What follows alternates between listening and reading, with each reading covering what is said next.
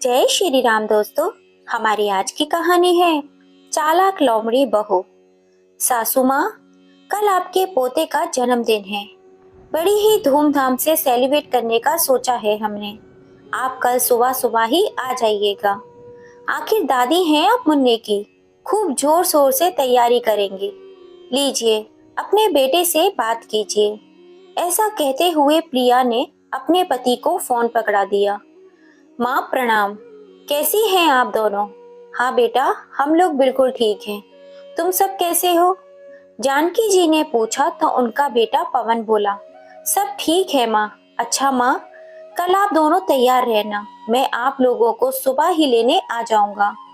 अब फोन रखता हूँ। इधर जैसे ही जानकी जी ने फोन रखा तो उनके पति मोहनलाल जी शाम की सैर से घर वापस लौट आए। क्या हुआ भाग्यवान, बड़ी ही खुश नजर आ रही हो। किसका फोन था? अरे, हमारे बच्चों का फोन था। कल मुन्ने का जन्मदिन है ना। पूरे 5 साल का हो गया कल हमारा पोता। बच्चों ने कल शाम को घर पर उसके लिए जन्मदिन की पार्टी रखी है। इसलिए बच्चे कह रहे थे कि हम कल सुबह ही उनके घर पहुंच जाएं। सुबह पवन हमें लेने के लिए आएगा, जानकी जी ने बड़े उत्साह पूर्वक कहा। तो इतना सुनते ही मोहनलाल जी के चेहरे पर निराशा के भाव आ गए। वे सब जानते थे कि उनके बेटे और बहू को उन लोगों की याद कब आती है। वे वहीं खड़े खड़े सोच विचार में पड़ गए। अरे, किस उधेड़ बुन में पड़ गए? क्या सोच रहे हैं आप? जानकी जी ने पूछा तो मोहनलाल जी बोले, सुबह सुबह जाने की क्या जरूरत है? जब पार्टी शाम को है तो शाम को ही चलेंगे हम। फिर जानकी जी बोली, अरे, हम तो उनके अपने हैं, जाकर थोड़ी मदद कर देंगे तो घिस थोड़ी न जाएंगे। फिर मोहन जी ने कहा, इसीलिए तो आपकी बहू आपको बुला रही है जानकी जी। यह बात तो आप भी जानती हैं कि बहू के मायके वालों को घर का खाना ही पसंद है। इसीलिए बहू कुक से खाना नहीं बनवाती। और उधर कुक के पैसे भी बचाने के चक्कर में पवन को भी इस बात से कोई ऐतराज नहीं होता। आप बहुत भोली हैं जानकी जी। अरे, आपसे मदद लेने के लिए नहीं, बल्कि सारा खाना आपसे बनवाने के लिए बहू आपको बुला रही है। याद है जब पिछली बार बेटे बहू ने मुन्ने के जन्मदिन पर पार्टी रखी थी, तब बहू ने अपने मम्मी पापा, भाई भाभी और बहनों को भी परिवार सहित बुलाया था। कुल मिलाकर 40 से 45 लोग हो गए थे। तब भी पवन ने हमें एक दिन पहले ही बुला लिया था और मदद करवाने के नाम पर बहू ने इतने लोगों का खाना बनवाने के साथ साथ घर का बाकी सारा काम भी आपसे ही कराया था। बहू की बहनें और भाभियां भी समय से पहले ही पहुंच चुकी थी, लेकिन सारा काम आप पर डालकर बहू उन लोगों के साथ शॉपिंग करने चली गई। और जब शाम को सभी दोस्त और रिश्तेदार आए तो बहू अपने मायके वालों के साथ गपशप में व्यस्त हो गई और इसी बीच आपको चाय बनाने का ऑर्डर भी दे गई। बीच बीच में आपको तारीफों के झाड़ पर चढ़ाती जा रही थी कि मम्मी जी के बिना तो ये सारा काम संभव ही ना हो पाता। देखो ना, कुक से भी ज्यादा अच्छा खाना बनाती है हमारी मम्मी जी। सबको माँ जी के हाथ का ही खाना पसंद है, इसलिए मैंने कुक भी नहीं लगाया। थोड़ी सी तारीफों के बदले इतना काम कराया था कि अब थक कर चूर हो गई थी। आप उस दिन और 2 दिन तक आपका बुखार उतरा ही नहीं था और बेटे बहू से तो तुम्हारा हालचाल जानने के लिए फोन भी ना किया गया। अरे, आप भी ना कैसी बातें लेकर बैठ गए हो। जैसे भी हो, आखिर हैं तो वो हमारे ही बच्चे। ऐसा आपको लगता है जानकी जी? अगर हमारे बेटे को इस बात का थोड़ा भी एहसास होता तो क्या वे बहू के कहने पर हमें छोड़कर अलग घर में रहने चला जाता? हम लोगों के साथ रहने में तो बहू का दम घुटता था। स्वतंत्र जीवन जीने की लालसा में हमें छोड़कर चले गए, हमारे इकलौते बेटे बहू। अगर स्वतंत्रता उन्हें इतनी ही प्यारी है तो जीने दो उन्हें स्वतंत्र जीवन। कोई जरूरत नहीं है उनके घर में मुफ्त की नौकरानी बनने की। चाहे कुछ भी हो जाए, अब मैं तुम्हें इस और इस्तेमाल नहीं होने दूंगा। अरे, पर हमारे पोते का जन्मदिन है, जाना तो पड़ेगा ना, जानकी जी ने कहा तो मोहनलाल जी बोले, बस जैसा मैं कहता हूँ तुम वैसा ही करती जाना। अगले दिन सुबह 8 बजे ही पवन अपने माता पिता को लेने आ गया, लेकिन आकर देखा तो दोनों में से कोई तैयार नहीं था। उल्टा जानकी जी तो स्टोर रूम की सफाई करने में व्यस्त थी। उधर मोहनलाल जी मकड़ी के जाले उतार रहे थे। यह क्या माँ, आप लोग अभी तक तैयार नहीं हुए?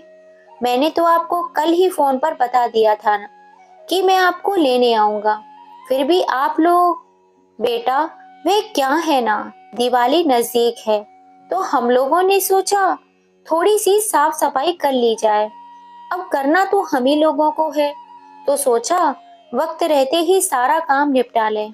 लेकिन माँ, मेरे ससुराल वालों को तो आपके हाथ का खाना ही पसंद है, इसीलिए तो आपकी बहू ने मुझे सुबह सुबह आपको लेने के लिए कहा है।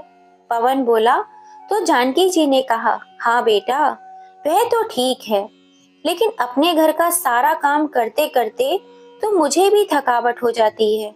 हम लोग तो शाम को ही आ पाएंगे, लेकिन माँ, यह सब काम तो आप फिर भी कर सकती हैं। अभी आप लोग मेरे साथ चलिए, पवन जोर देते हुए बोला। लेकिन इस पर कौशल्या जी भी बेवकूफ बनने वाली नहीं थी। साड़ी के पल्लू से माथे का पसीना पोंछते हुए बोली, बेटा, आज तो वाकई मुझ में काम करने की भी हिम्मत नहीं बची।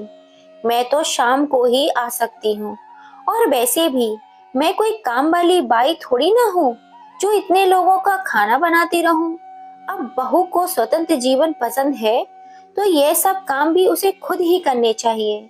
कहकर जानकी जी फिर से अपने काम में व्यस्त हो गए, और उधर मोहनलाल जी उनकी यह बातें सुनते हुए मन ही मन मुस्कुरा रहे थे कि आखिर जानकी जी को मेरी बात समझ में आ गई। जानकी जी की यह सब बातें सुन पवन को बहुत बुरी लगी, लेकिन समझ में तो उसे भी आ रहा था। खैर, वह तो चला गया, परंतु जैसे ही अपने घर पहुंचा तो उसकी पत्नी प्रिया उसे अकेला देखकर बोली, अरे, आप अकेले ही वापस लौट आए हो? माँ बाबूजी कहाँ हैं? वह प्रिया दरअसल माँ अपने घर का काम करने में व्यस्त थी, इसलिए बहुत थक गई थी। वह लोग तो शाम को ही आ पाएंगे। पार्टी की सारी तैयारियां तुम्हें अकेले ही करनी पड़ेंगी। इतना सुनते ही प्रिया के पैरों तले जमीन खिसक गई। अब इतनी जल्दी कुक का इंतजाम कैसे होगा? और अगर खाना बाहर से मंगवाया तो घर में जो सामान मंगवा रखा है उसका क्या होगा? अब तो सारे काम के बारे में सोच सोच कर प्रिया के हाथ पांव फूलने लगे और सोच में पड़ गई कि आखिर अब किया तो क्या किया जाए। मन ही मन उसे अपनी सासू माँ पर गुस्सा भी आ रहा था। फिर कुछ सोच विचार कर उसने अपने मायके में फोन किया और अपनी माँ से बोली, माँ, पार्टी की तैयारी करवाने के लिए मुझे मदद की जरूरत है। आप भाभी को अभी मेरे घर भेज दीजिए। लेकिन यहाँ भी उसे मुंह की खानी पड़ी। उसकी भाभी ने स्पष्ट जवाब दे दिया कि इतना सारा काम तो मुझसे ना हो पाएगा। आप किसी मेड को मदद के लिए बुला लीजिए तो ही अच्छा होगा। थक हार कर पिया ने फिर से अपनी सासू माँ को फोन लगाया, लेकिन इस बार जानकी जी ने फोन ही नहीं उठाया, क्योंकि अब वह समझ चुकी थी कि आज तक केवल उनका इस्तेमाल ही किया जा रहा था। आखिरकार प्रिया खुद ही रसोई घर में घुसी और जल्दी जल्दी से सारा काम करने लगी, लेकिन शाम तक उसकी हालत खराब हो चुकी थी। यहाँ पहले वे सोच रही थी कि सासू माँ को काम में लगाकर मैं ब्यूटी पार्लर में तैयार होने चली जाऊंगी। वहां अब तक यह हालत हो गई कि शाम को मेहमान आने लगे और उसने कपड़े तक भी नहीं बदले थे। शाम के समय जब जानकी जी और मोहनलाल जी अपने बेटे बहू के घर पहुंचे तो प्रिया उन्हें देखते ही मुंह बना लेती है और उनसे ढंग से बात तक नहीं करती। परंतु अब जानकी जी को कोई फर्क नहीं पड़ रहा था। उन्होंने तो आराम से खाना खाया और थोड़ी देर बाद वे लोग अपने घर वापस चले गए। अब जानकी जी हर बार ऐसा ही करती, और उधर प्रिया को भी समझ में आ गया था कि अब उसकी सासू माँ बेवकूफ बनने वाली नहीं है। इसलिए अब वह भी अपने बेटे के जन्मदिन पर केवल कुछ ही बच्चों को बुलाती थी, पूरे परिवार को नहीं। और यदि कभी पूरे परिवार को न्योता भी दे देते तो खाना बनाने के लिए कुक रखा जाता था और बाकी का काम करने के लिए काम वाली बाई। मोहनलाल जी के समझाने पर जानकी जी ने बहू के घर जाकर खाना बनाने से मना कर दिया था। तो दोस्तों आप ही बताइए, क्या वो सही था या गलत?